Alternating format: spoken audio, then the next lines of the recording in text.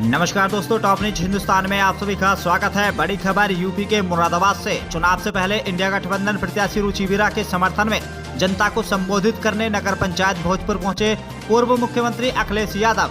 सभा के दौरान भाजपा पर जमकर साधा निशाना। गठबंधन प्रत्याशी रुचि वीरा के समर्थन में जनता से मांगे वोट। अखिलेश यादव ने सभा के दौरान क्या कुछ कहा, देखिए खास रिपोर्ट।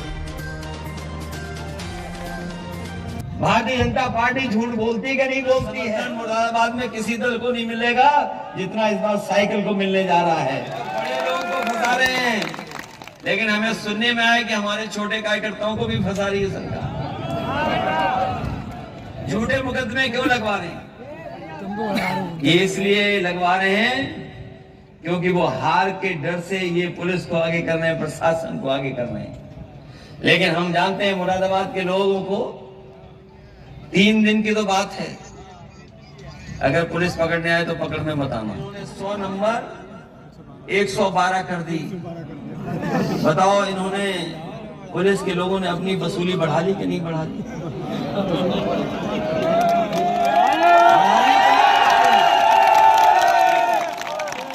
ये चंदे का भ्रष्टाचार नहीं है, आम जनजीवन में भी भ्रष्टाचार बढ़ाया है सरकार ने। आम जीवन भी हमारा, जो हमारी जरूरतें हैं तहसील से लेकर के थाने तक में, इस सरकार ने भ्रष्टाचार बढ़ाने का काम किया है। घर पे देख लो, मैं देखता हूं कई बार ये हमारे पुलिस के लोग कभी कभी नाराज हो जाते हैं। मैंने याद दिलाना चाहता हूं, अभी तो अग्निवीर वालों की नौकरी 4 साल की हुई है।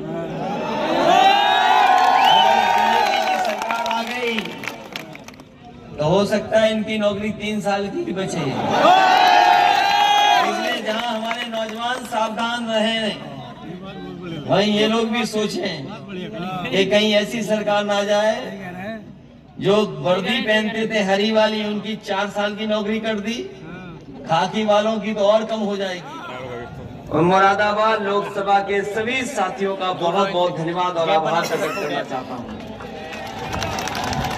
अभी कुछ दिन पहले शहर में कार्यक्रम लगा था, लेकिन अचानक मौसम खराब होने की वजह से मैं आपके बीच में नहीं पहुंच पाया था। आज आखिरी दिन है प्रचार का, तो मैंने सोचा कि जरूर आपके बीच में मदद और सहयोग के लिए मैं जाऊंगा। आखिरी दिन है प्रचार का, आज प्रचार खत्म हो जाएगा। आज के बाद केवल आपको अपनी तैयारी करनी है वोट डालने की। उस दिन मैं आप सभी से निवेदन और अपील करने आया हूं कि आप सब लोग मिलकर के समाजवादी पार्टी की प्रत्याशी रुचि वीरा जी को ऐतिहासिक वोट डाल करके इन्हें जिताने का काम करना। तो सबसे पहले इंडिया गठबंधन की बैठक हुई है, एक प्रेस कॉन्फ्रेंस की हम लोगों ने। हमारे साथ कांग्रेस पार्टी के नेता राहुल जी थे और हम लोगों ने मिलकर के पहले चरण के जो चुनाव हैं जहां नहीं पहुंच पाए, उन सभी वोटरों से हम लोगों ने अपील और निवेदन किया। वहीं अपने कार्यकर्ता साथियों से भी अपील की है कि ये चुनाव न केवल 2024 का चुनाव है, बल्कि हमारा आपके भविष्य के साथ साथ आने वाली पीढ़ी के भविष्य का भी चुनाव है। जब हम लोग नारा सुनते हैं, बीजेपी के लोग जब ये बात कहते हैं कि 400 पार, और जब उनके तमाम नेता जो देश के कोने कोने में हैं, उनके स्टेटमेंट जब आते हैं, तो लगता ये है कि 400 पार का ये नारा इसलिए दे रहे हैं कि ये बाबा साहब भीमराव अम्बेडकर जी का दिया हुआ संविधान को बदलना चाहते हैं। जो लोकतंत्र हमें मिला है, न जाने कितने हमारे हिंदू मुस्लिम सिख भाई जिन्होंने मिलकर के आजादी दिलाकर के कुर्बानियां देकर के हमें लोकतंत्र दिया। और सच्चाई तो यह है कि दुनिया का सबसे खूबसूरत लोकतंत्र अगर कोई है तो वो हमारे भारत का है। इससे सुंदर अच्छा लोकतंत्र कहीं नहीं।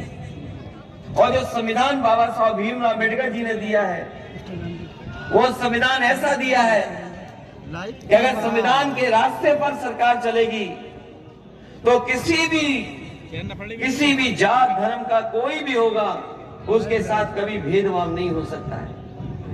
हमने देखा है, जब से भारतीय जनता पार्टी की सरकार आई है, लगातार इस सरकार ने भेदभाव बढ़ाया है, लगातार लोगों के साथ अन्याय किया है। लोग अपमानित महसूस कर रहे हैं। अगर कहीं न्याय के लिए भी लोग गए हैं, तो कहीं अगर न्याय मांगने गए हैं तो न्याय भी सरकार ने नहीं दिया है।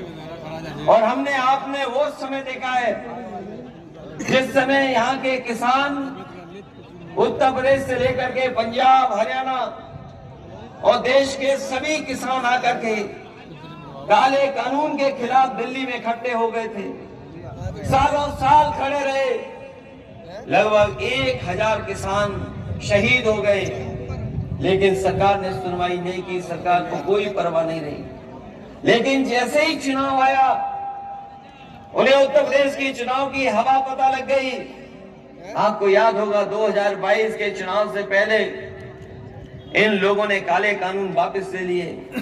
मैं आपको कहना चाहता हूं, ये काले कानून जरूर वापस ले लिए होंगे, लेकिन जिस तरह का वो नारा दे रहे हैं 400 पार, अगर ये सत्ता में आ गए तो हो सकता है संविधान बदल दें।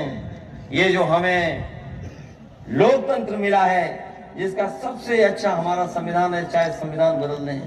और ऐसा भी हो सकता है कि जो अधिकार हमें मिला है वोट डालने का, वो अधिकार भी छीन लें। इलेक्टोरल बॉन्ड से बताओ कितना चंदा वसूला है। आपको सूची पता लगी होगी, 1000 करोड़, किसी से 400 करोड़, किसी से 300 करोड़, किसी से 200 करोड़। और जिस कंपनी से हमें और आपको वैक्सीन लगवा रहे थे, बताओ उस कंपनी से भी इन्होंने चंदा वसूल लिया कि नहीं वसूल लिया? पे देख लो। मैं देखता हूँ कई बार या हमारे पुलिस के लोग कभी कभी नाराज हो जाते हैं। मैं याद दिलाना चाहता हूँ, अभी तो अग्निवीर वालों की नौकरी 4 साल की हुई है। सरकार आ गई तो हो सकता है इनकी नौकरी 3 साल की भी बचे। इसलिए जहाँ हमारे नौजवान सावधान रहे, वहीं ये लोग भी सोचें कि कहीं ऐसी सरकार ना जाए जो वर्दी पहनते थे हरी वाली, उनकी 4 साल की नौकरी कर दी, खाकी वालों की तो और कम हो जाएगी। और जो नौकरी के सवाल पर जिस तरीके से पेपर लीक हुए हैं, क्या कभी नौजवान कल्पना कर सकता था कि पेपर लीक हो जाएंगे? और इस सरकार में कोई एक पेपर लीक नहीं हुआ है। जितनी भी परीक्षाएं हुई हैं, सब पेपर लीक हुए हैं। अगर कुल मिलाकर के हम आकलन करेंगे तो अभी तक इस सरकार में 10 पेपर लीक हो चुके हैं। और जो आखिरी में पुलिस भर्ती का पेपर लीक हुआ है, उसके इंतजाम के लिए सरकार ने दावा किया कि ऐसा इंतजाम किया है कि अगर कोई भी नकल भी करना चाहेगा तो नकल नहीं हो पाएगी। इतनी सुरक्षा का इंतजाम किया है कि परीक्षा बहुत अच्छी तरीके से हो जाएगी।